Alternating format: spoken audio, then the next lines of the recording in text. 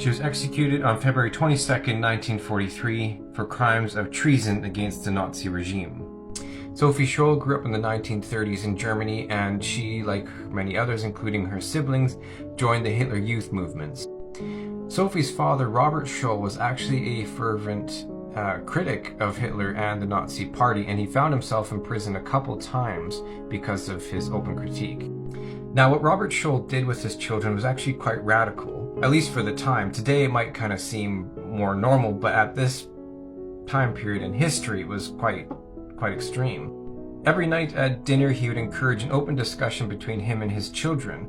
Now again, this doesn't seem all that radical, but in the 1930s in Germany, now in the 1940s, you obeyed your parents, you obeyed your priests, you obeyed your teachers. It didn't matter if anyone was above you, you obeyed them blindly.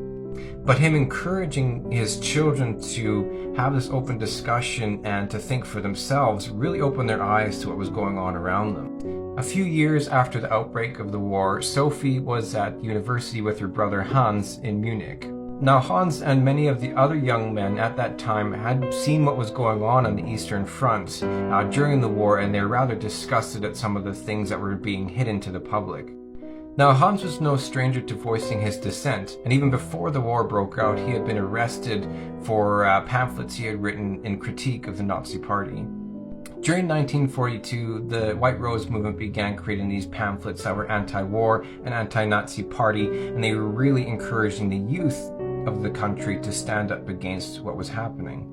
These pamphlets had reached far and wide around Germany, and the White Rose movement was getting bolder and bolder in their approach, as well as the things that they were writing in the pamphlet.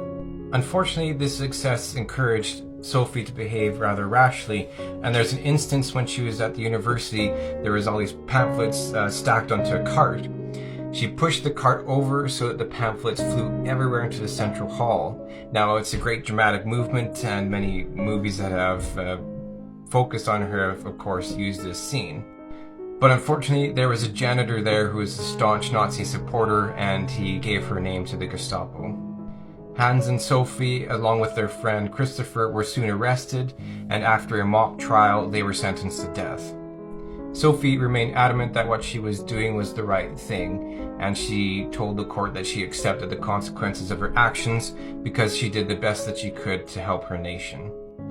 They were executed by guillotine, and one of the pamphlets that they had created was smuggled into the United Kingdom, which was then produced en masse and spread over all of Germany by Allied planes.